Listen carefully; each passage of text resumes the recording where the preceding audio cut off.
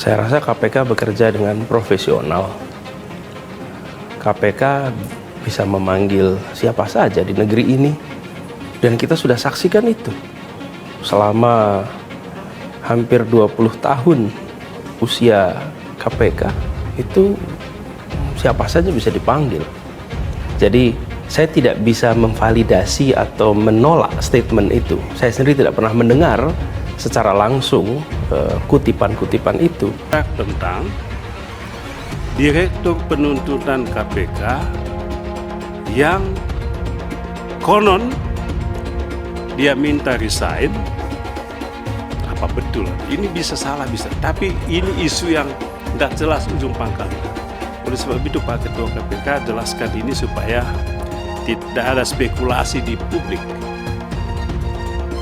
Apa sebabnya? Kasus belinya soal perbedaan pandangan dan sikap tentang rencana mentersangkakan seseorang. Karena menurut pandangannya bukti-bukti hukum, syarat-syarat hukum untuk mentersangkakan beliau belumlah cukup. Ini isu beredar yang tidak dipertanggungjawabkan, yang tidak ada penanggungjawabkan. Tapi kita semua mempercayai bahwa KPK bekerja menggunakan prinsip-prinsip tata kelola yang benar, mengikuti aturan hukum yang benar. Artinya bila memiliki dasar untuk melakukan pemanggilan, ya lakukan pemanggilan. Bila tidak ada dasar untuk melakukan pemanggilan, ya tidak bisa melakukan pemanggilan. Jangan sampai tidak ada dasar melakukan pemanggilan, tidak melakukan pemanggilan, lalu ada dongeng yang lain gitu. Wong ini adalah institusi penegak hukum ya. Adalah penegak hukum, semua proses hukumnya berdasarkan hukum dan alat bukti. Jadi kita tidak sedang menegakkan dan merespon komentar-komentar. Oh benar, udah 19 kali ekspos Pak. Dan ekspos terakhir, pemimpin terakhir pemimpin semua sepakat gitu. Itu benar nggak Pak katanya Denny Indrayana? Itu kan katanya Pak Denny ya. Jadi saya kira yang benar ya Denny. Mengklarifikasi, membenarkan adalah Pak Denny saja. Kalau terkait dengan perlindungan, saya percaya perlindungan terkuat itu bukan dari partai, bukan dari kerabat, bukan dari penguasa, tapi dari ketaatan kepada aturan hukum, ketaatan pada regulasi. Saya pernah ditanya, Bang, Mas, Anda ini pegangannya apa? Saya bilang dua hal nih. Saya menyandar kepada Allah Subhanahu wa taala, yang kedua menyandar kepada aturan. Udah itu aja. Karena itulah yang melindungi kita. Bukan yang lain. Jadi, kalau kita berada di pemerintahan, maka perlindungan terkuat adalah ketaatan kepada prosedur. Itulah yang membuat kita bisa terselamatkan dari urusan. KPK takut periksa Anies Baswedan. Ternyata ini kekuatannya. Bakal calon presiden baca pres dari Koalisi Perubahan untuk Persatuan, Anies Baswedan, menjelaskan isu mengenai Komisi Pemberantasan Korupsi KPK yang takut memeriksanya. Ini dijelaskan Anies kala reporter senior Andi F. Noya menanyakan bahwa lembaga tersebut kesulitan karena setiap kali hendak memanggil Anies.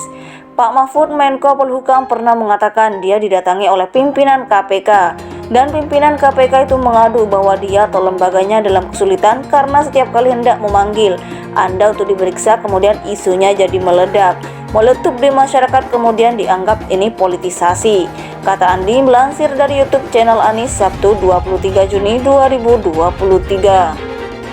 Sehingga, kata Andi, anggota KPK itu harus mundur. Mereka tidak berani memeriksa Anies karena dinilai sudah tanda kutip masuk di dalam ring untuk kontestasi Pilpres 2024. Anies kemudian menjawab bahwa ia percaya KPK sudah bekerja sesuai prosedur dan profesionalitas. Saya rasa KPK bekerja dengan profesional. KPK bisa memanggil siapa saja di negeri ini dan kita sudah saksikan itu selama hampir 20 tahun usia KPK, katanya. Tapi kita semua mempercayai bahwa KPK bekerja menggunakan prinsip-prinsip tata kelola yang benar, mengikuti aturan hukum yang benar, jelasnya. Anies juga menjelaskan mengenai perlindungan yang ia gunakan. Ex-gubernur DKI itu percaya perlindungan terkuat itu bukan dari partai, bukan dari kerabat, bukan dari penguasa, tapi dari ketaatan kepada aturan hukum, ketaatan pada regulasi. Saya pernah ditanya Bang Andi, Mas Anda ini apa pegangannya? Apa? Saya bilang dua hal ini. Saya menyandar kepada Allah Subhanahu wa Ta'ala. Yang kedua, menyandar kepada aturan. Itu saja jelasnya. Bakal calon presiden baca pres dari Koalisi Perubahan untuk Persatuan, Anies Baswedan, menjelaskan isu mengenai Komisi Pemberantasan Korupsi KPK yang takut memeriksanya. Ini dijelaskan Anies kala reporter senior Andi F. Noya menanyakan bahwa lembaga tersebut kesulitan karena setiap kali hendak memanggil Anies. Anies kemudian menjawab bahwa ia percaya KPK sudah bekerja sesuai prosedur dan profesionalitas. Saya rasa KPK bekerja dengan profesional.